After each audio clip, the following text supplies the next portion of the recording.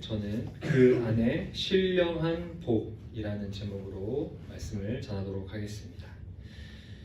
이 에베소서의 배경이 되는 내용을 먼저 나누면서 시작하고 싶습니다. 이 에베소서의 배경을 살펴보려면 이 에베소서를 바울이 작성을 할 때에 이 에베소서를 쓴 그 목적이 이 에베소를 비롯한 그 소아시아 지역에 또 퍼져 있는 교회들을 향해서 또 돌려가면서 읽을 수 있도록 그렇게 쓰여진 서신이 바로 에베소서입니다. 이 에베소서는 옥중 서신으로도 분류가 되어 우리 사도 바울이 이 감옥에 갇혀 있을 때에 쓴 편지로도 우리가 알고 있습니다. 이 바울이 생애에서 이 편지를 쓸 정도로 오랫동안 수감 생활을 했던 것이 3번 있었습니다. 먼저는 가이사랴에서 한 번 있었고 또 로마에서 2번이 있었습니다. 이 3번의 옥살이 중에서 이 바울이 에베소서를 기록한 때는 2번째 로마의 그 1차 감옥 생활기 때로 우리가 알 수 있습니다. 비록 갇혀 있었으나 이 사도 바울은 자유롭게 저술 활동도 하고 또 그곳에 찾아오는 사람들에게 또 복음을 증거할 수도 있었습니다. 이 바울과 또 에베소에 관련된 또 그 바울이 어떻게 에베소에서 활동을 했는지 우리가 또 살펴보자면 바울은 이 2차 전도 여행 때 에베소에 들려서 복음을 증거했습니다. 그리고 이 3차 전도 여행 때 다시 또 방문하여서 이 3년간을 머물면서 에베소에서 또 말씀을 가르쳤는데 이때 눈물과 기도로 가르쳤다고 이렇게 아주 정성껏 이 에베소에 사역을 임했던 것을 우리가 알 수 있습니다. 또 이 3차 전도 여행 귀환 때는 밀레도에서 에베소 장로들을 초청을 하기도 하고 또 초청하여 권면하기도 하고 이 사도 바울의 또 수제자였던 디모데를 또 에베소 교회로 파송하여 이 에베소 성도들을 또 지도하게 했던 또 그런 일도 있었습니다. 얼마나 이 사도 바울이 에베소 교회를 애지중지하며 사랑하고 아꼈는지를 우리가 알 수 있는 부분이 되는 것입니다. 이 에베소서의 기록은 또 다른 서신들과 조금 차이가 있습니다.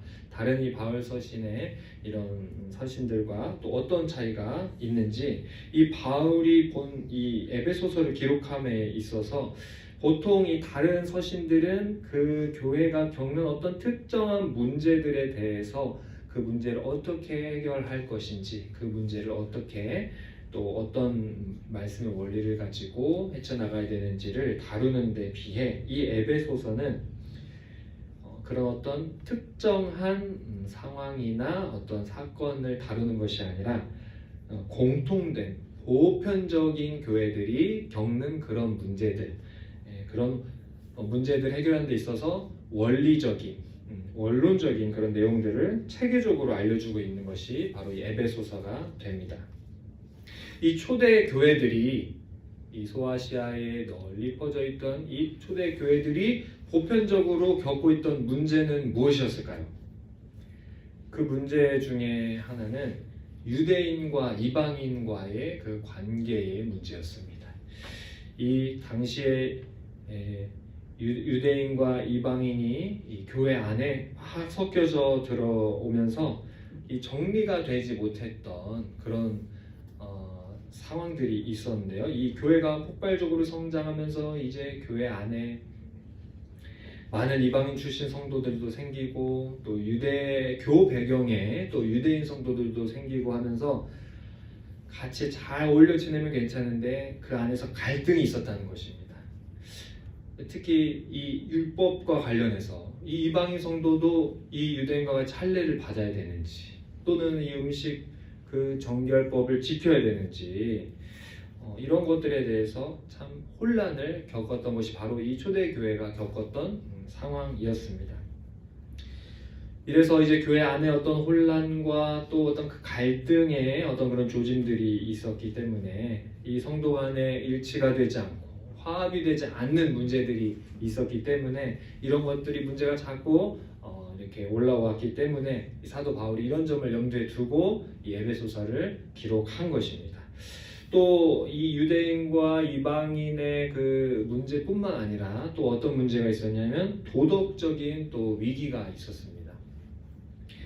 이 헬라 문화라는 것은 굉장히 도덕적으로 타락한 문화였습니다. 마치 가나안의 문화와 같이 이 타락한 이 문화가 문제는 사회적으로 문화적으로만 그렇게 문제가 있었던 것이 아니라 이 문제가 가정에까지 들어오는, 이 가정으로 또 들어오면서 어떻게 이 교회 안에까지 이런 도덕적인 문제들이 들어왔다라는 것입니다. 그래서 이런 심각한 윤리적 위기를 또 맞닥뜨리면서 사도 바울은 또 이 에베소서를 또 쓰게 되는 것입니다. 이 에베소는 이 소아시아 지역의 굉장히 큰 도시였고 또 중심 도시였고 상업과 교통의 중심지였습니다. 또 특별히 에베소는 그 당시에 아데미 여신, 아르테미스 여신을 숭배하는, 그런데 그 얼마나 신전과 그 동상이 크고 웅장한지 세계 7대 불가 사이에 들어갈 정도로 어마어마하게 이런 우상 숭배가 있었던 또 지역입니다. 그렇게 우상 숭배가 있을 뿐만 아니라 그만큼의 음행의 문제들 또한 심각하게 안고 있던 것이 바로 이 에베소 지역이었습니다. 이 3세기에 그 고트족이 이 지역을 침략하여서 이 모든 그 아데미 여신과 관련된 신전과 모든 것들이 다 무너지고 다 파괴가 되는데, 이 대형박물관의 훗날에 이 대형박물관의 존 터틀 우드 탐사대가 알렉산더 대왕의 그 역사 기록을 따라서 6년간의 탐색 끝에 1896년에 이 아데미 여신의 신전이라든지 동상 같은 것들이 발견이 되었다는 것입니다. 이때 발견된 이 아데미 여신의 신상은 그 아주 딱 한눈에 보면은 너무나도 독특한 것이 이 유방이 주렁주렁 달려 있습니다. 얼마나 이 젖가슴이 많이 달려 있으면 온몸을 다 덮을 정도로, 우리가 그 돼지나 이런 동물들 보면 젖이 되게 많잖아요. 젖이 많으니까 새끼들이 많이 막 바글바글 모여들어서 엄마 젖을 빨듯이 마치 정말 그 여신상을 보면은 온 도시 사람들이 다 그 젖을 먹고 살 수 있을 것만 같이 그렇게 정말 이 풍요롭고 부유하고 정말 그야말로 젖과 꿀이 흐르는 것을 마치 그렇게 신상으로 만들어 놓은 듯한, 그 신상이 바로 아데미 여신이었다는 것입니다. 그런데 이 이방 종교들의 그런 종교 의식은 항상 빠지지 않는 것이 바로 이 음행의 문제였습니다. 이 여사제들과 또 그런 음행을 통해서 이 풍요와 다산을 기원하는 그런 일들이 있었습니다. 우리가 이 현대인의 관점에서는 아니 어떻게 그럴 수 있는가, 어떻게 그런 도시에서 공공연하게 그런 음행들이 이루어졌는지에 대해서 우리는 참 의문점을 갖지 않을 수 없습니다. 하지만 이런 어떤 음행에 있어서 이것이 어떤 종교적인 의미가 부여가 되면은 그 안에는 어떤 이성도 통하지 않고 논리도 통하지 않고 도덕과 윤리도 다 무너뜨리는 것입니다. 이와 같은 이런 도덕적 문제를 다루기 위해서 이 사도 바울이 또 에베소서를 작성하기도 했습니다. 이 에베소서의 주요 내용을 한번 살펴보면은 이 바울은 이 에베소서를 통해서 올바른 교회론에 대해서 가르쳐주기 위해서 이 에베소서를 작성하면서도 교훈들을 제시하고 있습니다. 교회의 그 근원이 무엇인지, 교회를 설립하신 하나님의 목적이 무엇인지, 또 교회의 그 본질이 무엇인지에 대해서 사도 바울은 기록하고 있습니다. 특히 또 우리 교회 안에서 이방인과 유대인 할 것 없이 모두가 다 화합하고 일치해야만 하는 그 이유를 제시하고 있고, 또 이 성도들의 그 가정생활과 또 하나님 백성으로서의 거룩한 삶이 무엇인지를, 또 그 거룩한 삶, 성결한 삶이 무엇인지를 또 제시하고 있습니다. 또 이 영적 성숙을 위한, 또 영적으로 어떻게 무장해야 될지, 또 이런 부분들에 대한 실천적 교훈들을 담고 있는 것이 바로 이 에베소서입니다. 이 에베소서의 구조를 조금 이렇게 살펴보자면, 에베소서의 서론부에서는 우리 1장부터 3장에 해당되는 이 서론부에서는 교회의 근원에 대해서 다루고 있습니다. 사도 바울은 간단히 이 수신자들에 대한 또 인사말을 마친 후에 이 삼위 하나님의 그 구원 사역에 대해서 이렇게 설명을 하고 있습니다. 우리가 오늘 읽은 말씀 본문이기도 한데요. 자, 이 성부 하나님의 그 예정하심과 선택하심, 또 성자 예수님의 구속하심, 그리고 성령 하나님의 그 인치심, 이런 내용들을 다루면서 그 삼위 하나님의 구속의 사역을 찬양을 하고 있습니다. 또 이 성도들이 이런 하나님의 구속에 대한 이런 하나님의 섭리에 대한 그 계시를 깨달아 알 수 있기를 기도하는 내용이 또 이어서 나오는 것을 우리가 볼 수 있습니다. 이 서론부에서, 에베소서의 서론부에서 주요 내용으로는 첫째로 그리스도 안에서 성도의 구원과 교회의 본질이 있다는 것입니다. 에베소서 우리 2장 5절로 6절 말씀에 허물로 죽은 우리를 그리스도와 함께 살리셨고 너희는 은혜로 구원을 받은 것이라. 또 함께 일으키사 그리스도 예수 안에서 함께 하늘에 앉히시니. 이렇게 말씀하고 있습니다. 이 본 단락에서는 이 에베소서 본론에서의 전반부에 해당이 되는데요. 이 에베소서에서 가장 핵심이 되는 단어는 그리스도 안에서라는 이 단어입니다. 이 에베소서에만 그리스도 안에서라는 이 단어가 35번이 사용이 되고 바울서신 전체를 통틀어서는 164회가 그리스도 안에서라는 이 표현이 사용이 되고 있습니다.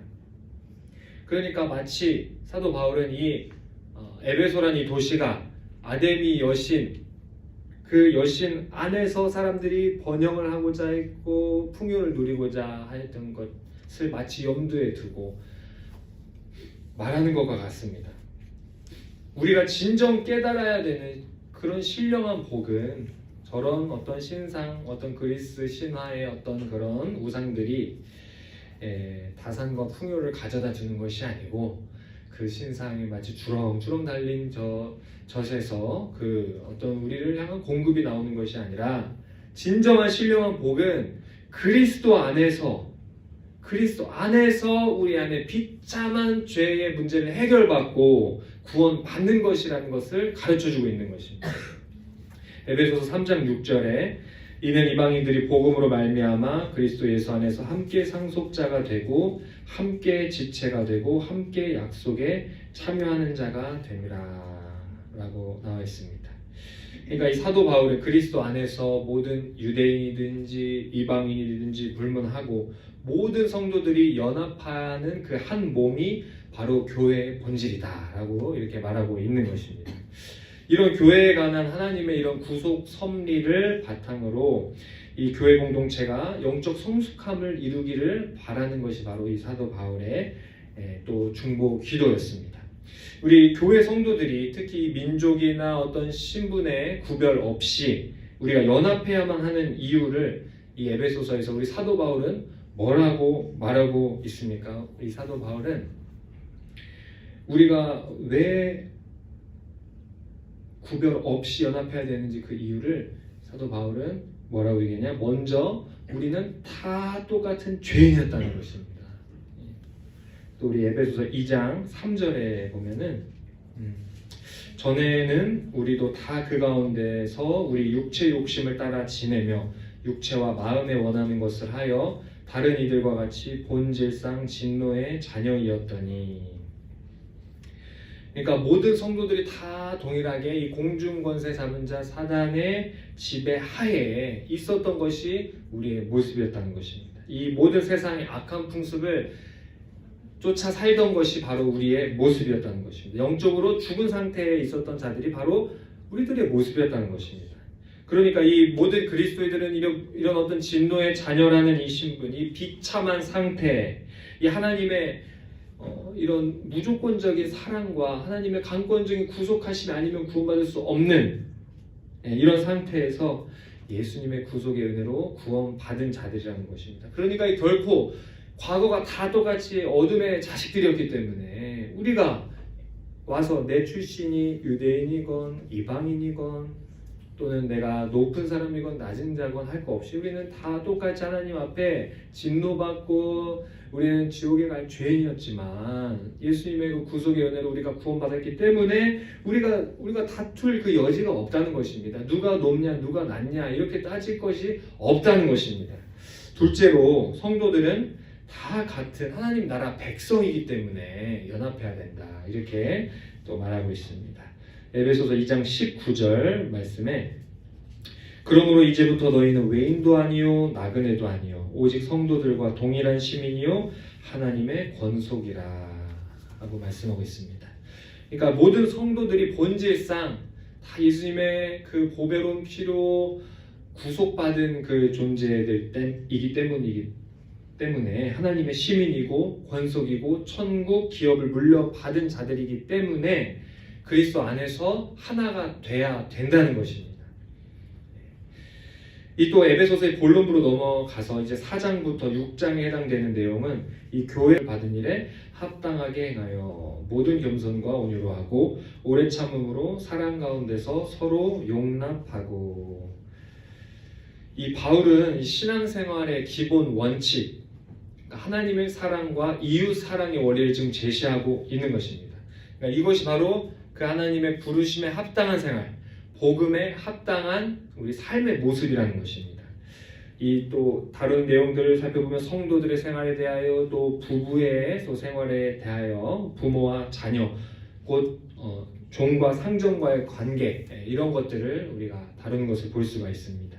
마지막으로 6장 이제 10절 20절에서는 그리스도 안에서 새롭게 지음받은 성도들이 새 생활을 영위하기 위해서는 필연적으로 수행할 마귀와의 영적 전쟁이 있다라는 것을 또 말하며 이 전신갑주로 무장하고 성령 충만해야 된다라는 것을 교훈하면서 이제 또 인근 교회를 향한 축복을 하면서 끝맺는 말로 마무리되는 것이 이 에베소서의 전체적인 이 맥락과 배경과 또 구조가 되는 것입니다.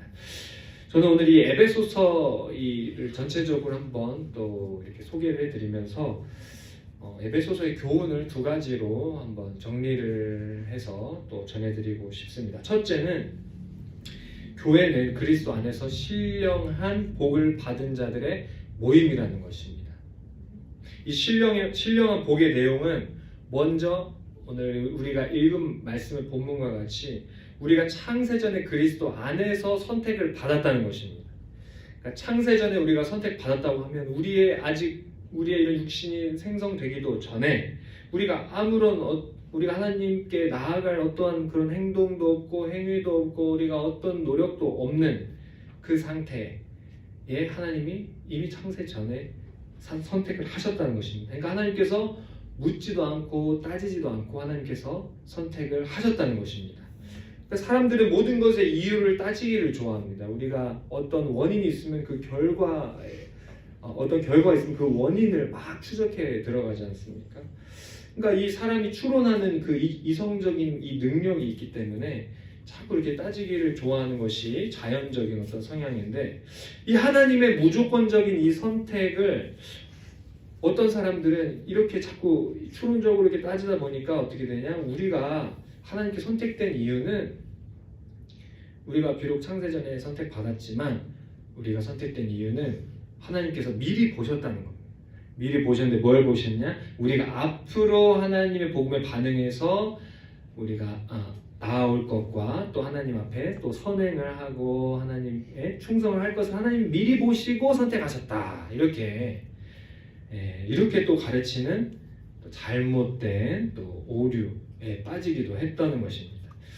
하나님께서 우리를 선택하신 것이 우리가 앞으로 하나님 앞에 믿음으로 나오고 선한 행위를 할 것에 대해서 하나님께서 보시고 하신 것이 아닙니다. 전혀 하나님은 그것을 우리의 행위와 노력을 고려하신 것이 아닙니다. 반대로 말하면 하나님께서 우리한테 어떠한 선한 것도 기대하지 않으시고 우리를 선택하셨다는 것입니다. 오히려 사람은 아담으로부터 이미 하나님께 나아가는데 전적으로 타락하고 부패하여서 우리 안에 도저히 하나님께 선택받을 근거가 없는 것입니다. 하나님의 선택의 근거는 5절 말씀과 같이 오직 그 기쁘신 뜻대로 오직 그 하나님의 뜻밖에 없는 것입니다. 그러니까 우리가 하나님께 하나님 왜 우리를 왜 선택하셨어요? 라고 우리가 물어본다면 하나님께서는 그냥 그게 내 마음이야. 그게 내 깊은 뜻이야. 라고 대답하신다는 것입니다. 하나님께서 우리가 이 땅에 죄 가운데 태어나서 우리가 죄 가운데 행할 것을 아셨습니다. 오히려 하나님이 우리가 선행을 하고 하나님께 충성과 봉사가 나을 것을 보신 게 아니고 우리가 넘어질 걸 아시고 우리가 연약하여서 범죄할 걸 아셨지만 그러나 하나님의 기쁘신 뜻에 따라서 그리스도 안에서 우리를 선택하신 그 자체가 바로 신령한 하늘의 그 복이라는 것입니다. 이 모든 세상의 종교는 그 복의 그 원인을, 복의 그 근원을 사람의 행위와 노력으로 봅니다. 얼마나 사람이 행위를 했느냐, 노력을 했느냐. 그럼 이 생에서 행위와 노력을 안 했다. 그럼 언제 했냐? 전생에서 행위와 노력을 많이 공덕을 쌓아서 지금 이렇게 잘 산다. 뭐 이런 식의 논리로 생각을 합니다.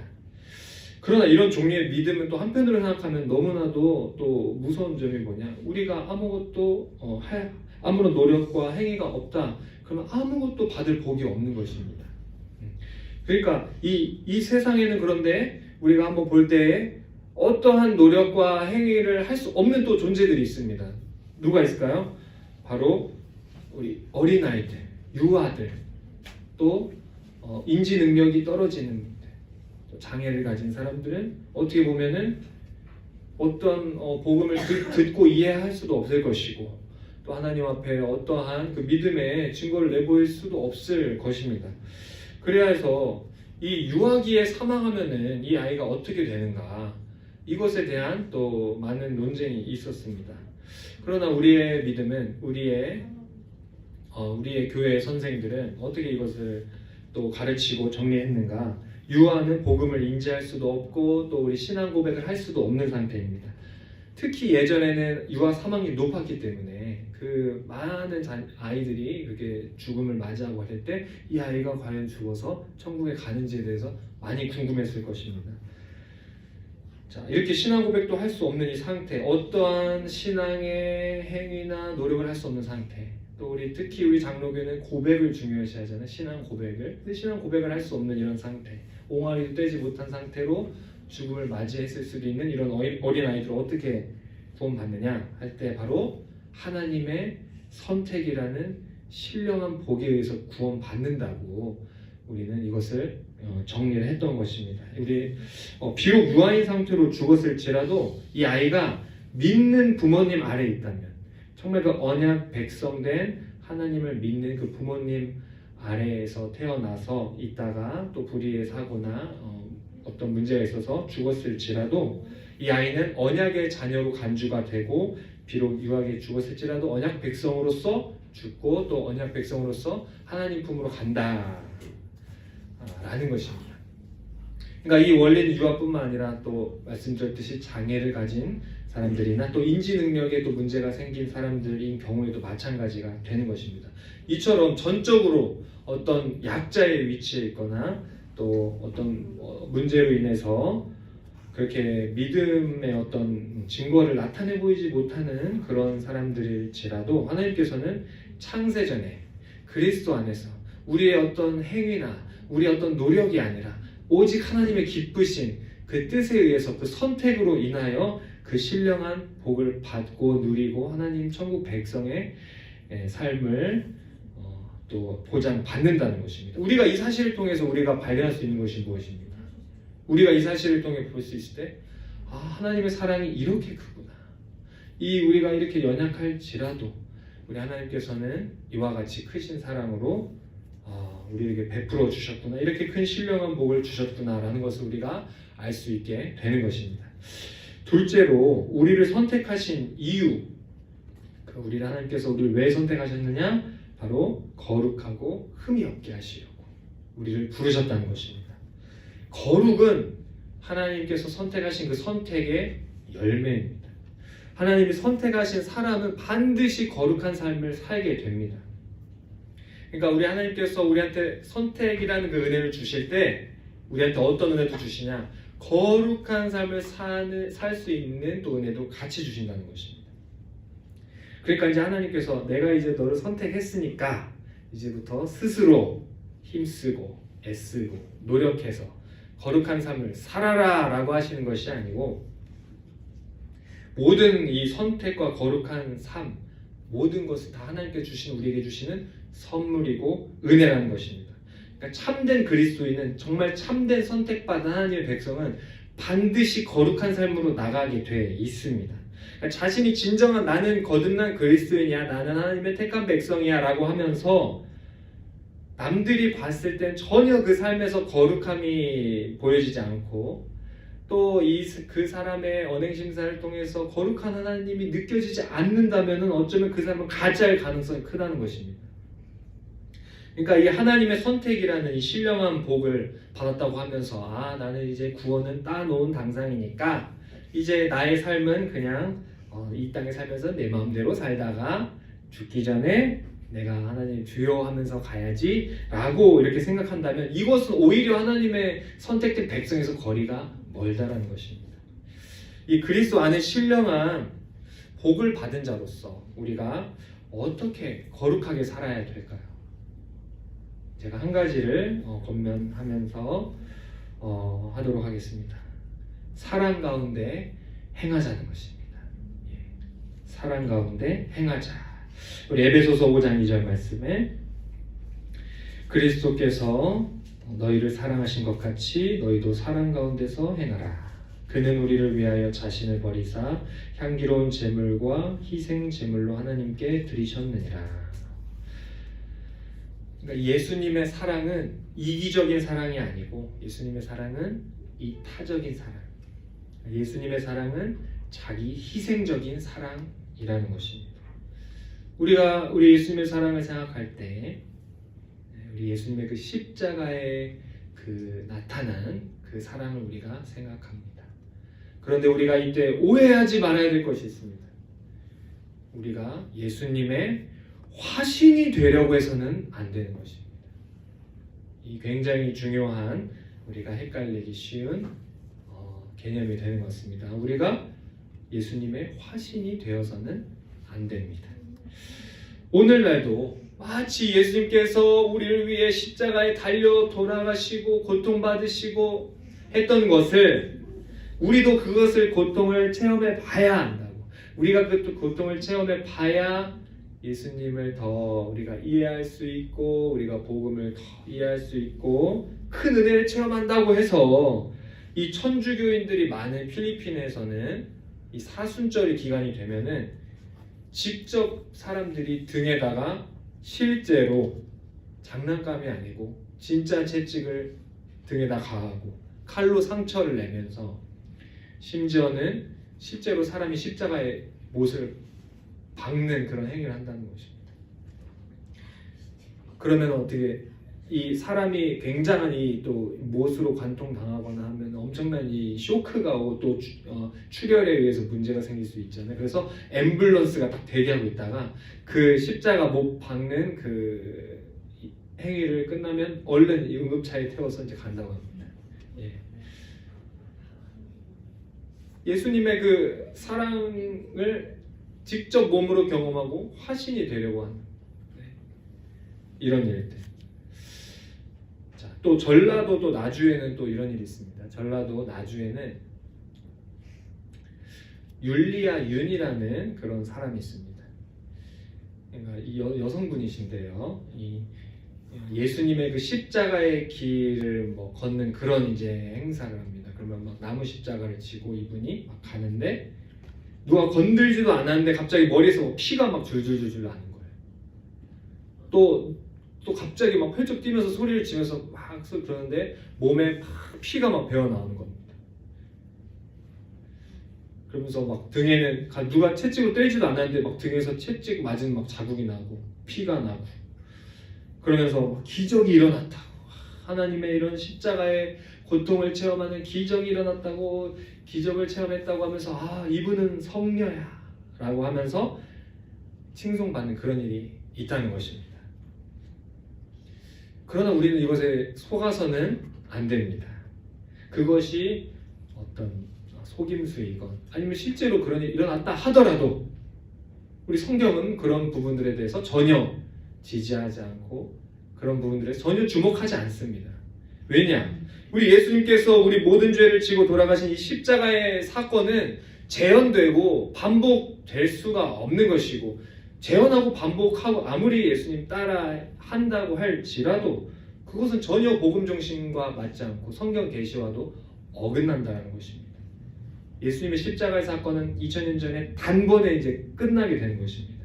그 이후에 우리는 마치 우리가 예수님의 화신이 되어서 직접 채찍도 맞아보고 직접 피도 막 흘려보고 심지어는 막 못으로 직접 박혀보기도 해야 그렇게 예수님의 사랑을 느끼고 은혜를 체험하는 것이 아니라, 우리는 그런 예수님의 화신이 되려고 해서는 안 되고 우리는 예수님의 증인이 되어야 됩니다.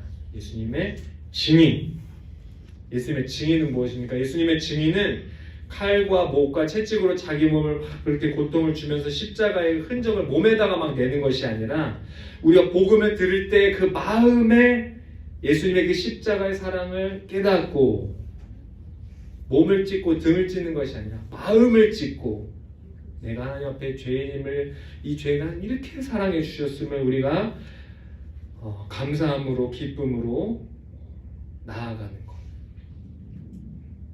이것이 바로 증인된 사람의 마음의 어떤 상태가 되는 것입니다. 마치 이런 놀라운 기적을 체험하고 놀라운 이런 일들을 경험했다고 하는 이들은 어떻습니까? 나는 이런 은사가 있어. 나는 이런 거 체험했어. 난 손에 막 십자가에 이런 막 구멍이 나. 난 이런 기적을 행할 수 있으니까. 난 이렇게 하나님과 친밀한 사람이야. 나 이 정도 영성가야. 라고 하면서, 그러니까 나를 떠받들어. 나를 주목해. 나를 쳐다봐. 이런 것이 아니고, 예수님 코스프레를 하는 것이 아니라, 자기중심적인 사랑을 하는 것이 아니라 상대방에게 맞춰주고, 이 타적인 나에게 관심이 아니라 오직 예수님께만 영광 돌리고 예수님께만 관심 돌리고 그 예수님의 사랑만 전해지기를 바라는 마음으로 그 신앙생활을 하고 또 추구하는 것이 바로 증인의 삶이라는 것입니다. 제가 이 송구영신 예배를 준비하면서 또 우리 교회가 지나왔던 한 해를 이렇게 사진을 또 정리를 해보게 되었습니다. 그러니까 이 사진을 또 정리하면서 보니까 참 이 통합교육부로부터 우리 작년부까지 참 많은 일들이 또 있었고 또 여러 행사를 했던 것을 또 보게 되었습니다. 우리 직접 실명을 걸어서 죄송하지만 우리 목사님께서도 항상 작업복을 입으시고 공구를 들고 그렇게 작업을 하시고, 또 남전도에서도 항상 굳은 일을 항상 앞장서서 이렇게 하시고, 또 그 사진 중에는 우리 오늘 안 계시지만 우리 유익근 집사님이 그 첨탑을 청소하다가 이마가 이렇게 스크래치가 나서 뭐 피가 나시는데 그걸 또 목사님이 또 막 약을 막 발라주고 있는 막 그런 사진도, 그 현장을 제가 도저히 이거 놓칠 수 없어서 제가 찍어놨습니다. 또 스크린, 또 이 스크린 달다가 목사님이 그 또 전동드릴이 손가락을 찔러가지고 손가락이 또 피가 막 나고, 또 우리 신 집사님은 주차장 문 닫다가 발가락이 또 찢어지고, 이렇게 참 어떻게 부위도 머리, 손, 발 이렇게 또 다치셨는지. 그러나 감사한 거는 심각한 부상은 또 아니었다는 거. 이런 일들을 보면서 일부러 예수님의 십자가 사건을 막 재현하려고 막 그렇게 안 해도 우리 주의교회를 막 잘 섬기다 보면은 막 여기가 찢어지는지도 모르고 막 피가 나는지도 모르고 막 발가락이 그렇게 다치는지도 모르게 참 그렇게 되는 것을 보면서 참 이것이 우리 선택받은 하나님의 백성이고 참 이것이 거룩한 하나님의 사람들의 좀 모습이지 않을까. 참 이 예수님의 그 십자가의 사랑으로 내가 여기 이렇게 되고 막 몰라요. 막 어떻게 됐는지 나중에 보니까 막 피가 막 이렇게 나고 있고, 이런 우리 자신을 내어준 이런 사랑의 모습들을 참 이 사진을 정리하면서 보게 된 것 같습니다. 뿐만 아니라 우리 한나여전도회, 에스더전도회 뭐 말할 것도 없이 너무나 많은 봉사를 하시죠. 가장 교회에서 많은 시간 보내시고 또 모든 그 행사의 끝에 그 제가 사진 찍어놓은 것들 보면서 제가 이제 느낀 바를 이제 말씀을 드리는 것입니다. 항상 그 모든 행사 끝에 뭐가 있습니까? 하이라이트, 가장 중요한 거, 이 식사가 있습니다. 이 식사의 봉사로 또 이렇게 은혜를 끼치는 그런 사진들. 나물 하나를 무쳐도, 떡을 하나를 썰어도 장인 정신으로 지금 썰면 안 돼. 더 단단하게 굳어야 돼. 1시간 있다가 1시간 동안 대기하고 있다가 이 떡 썰려고. 야, 그 사실을 알고 떡국을 먹는데 얼마나 그 떡이 쫄깃쫄깃한지 그게 그 전날에 그 떡을 썰기 위해서 그렇게 정성을 다한 그 스토리를 모르는 사람은 아마 그 맛을 그렇게 못 느꼈을 것 같습니다. 이것이 무엇이겠습니까? 그렇게까지 해야 되나? 이렇게까지 정성을 담아야 되나? 교회 그냥 대충 먹으면 안 되나?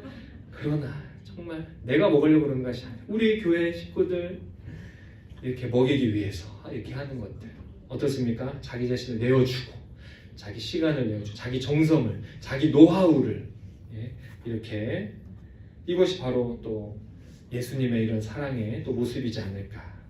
또 우리 통합교육부 교사들도 참 이 일주일에 그 1시간 그 아이들에게 말씀을 가르치기 위해서 우리 선생님들이 매일같이 말씀을 묵상하고 또 금요일마다 교육을 받고 또 우리 각종 행사들 아이들 넘치는 그 선물과 또 재미있는 또 그런 프로그램들로 우리 아이들이 정말 그 하나님의 자녀가 되는 그 기쁨이 무엇인지 교회됨의 그 풍성함이 무엇인지를 그런 알게 해주는 그런 참 이런 모습들 참 이런 2024년 한 해를 지나왔지만 정말 이 피땀 흘려 주의 교회를 세우는 이런 모습을 마치 이게 파노라마처럼 제가 먼저 보면서 일단 감동을 받고 또 그렇게 우리 송구영 신천에 한번 또 돌려보게 되는데 우리가 왜 이렇게 많은 헌신과 우리가 이렇게 봉사를 할까요? 우리가 이것이 누가 시켜서 하는 것이 아닙니다. 우리가 왜 이렇게 헌신과 봉사를 할까? 이것은 하나님의 사랑이 너무나도 크고 우리가 받은 그 복, 우리가 받은 그 신령한 복, 그 영원전 창세전에 우리를 택하셨다는 그 사랑, 그 은혜, 그 모든 그 은혜로 인해서 우리가 당연히 우리의 모든 받은 은혜와 사랑을 하나님께 돌려드리고 우리 하나님이 그 피값으로 우리 예수님께서 피값으로 사신 이 교회를 향하여 이 교회가 잘 세워지고 될 수 있도록 우리가 이렇게 드리는 것입니다. 우리가 이렇게 사랑 가운데서 정말 너무나도 열심히 또 달려오셨는데 우리가 한 걸음만 제가 더 나아가자고 그렇게 말씀드리고 싶은 것은 우리가 서로 사랑하되 용납함으로 사랑하자는 것입니다. 용납함의 사랑. 우리가 누구를 용납해야 될까요? 우리 마치 초대교회에 이방인과 유대인이 있었지 않습니까? 우리 교회에 무슨 이방인, 우리 외국 사람이 있지는 않습니다. 자, 그러나 어떤 이들이 영적으로 이방인이 될까요? 어떤 이들이 마치 믿음이 약한 분들, 신앙이 오래되었어도 믿음이 약한 분들이 있습니다. 또 아직도 신앙생활 하지만 세속적인 모습을 그런 벗어내지 못한 분들이 계십니다. 이런 분들이 뭐라고? 이런 분들이 마치 이방인과 같은, 이방인 성도와 같은, 유대인 성도들은 구약 율법도 바삭하게 알고 줄줄줄 외지만 이방인 성도들은 어떻습니까? 방금 전까지 아데미 신전에서 그 신전 제사 드리고 그렇게 있다가 교회에 왔는데 뭐를 알겠습니까? 마치 이런 영적 이방인들이 믿음이 연약하고 어딘가 좀 모자라 보이고 이런 분들이 있다라는 것입니다. 자, 이런 분들의 그런 단점을 볼 때, 연약한 점을 볼 때 우리 하나님께서 왜 이것을 보여주실까요? 왜 이것을 우리에게 그거를 탁 집어내게 하실까요? 그것은 하나님께서 지적하지 말고 그거를 품으라고, 그거를 오히려 그걸 통하여 용납하는 사랑을 나타내라고 하나님께서 그런 연약한 이방인 성도와 같은 그런 분들을 붙여주시는 겁니다.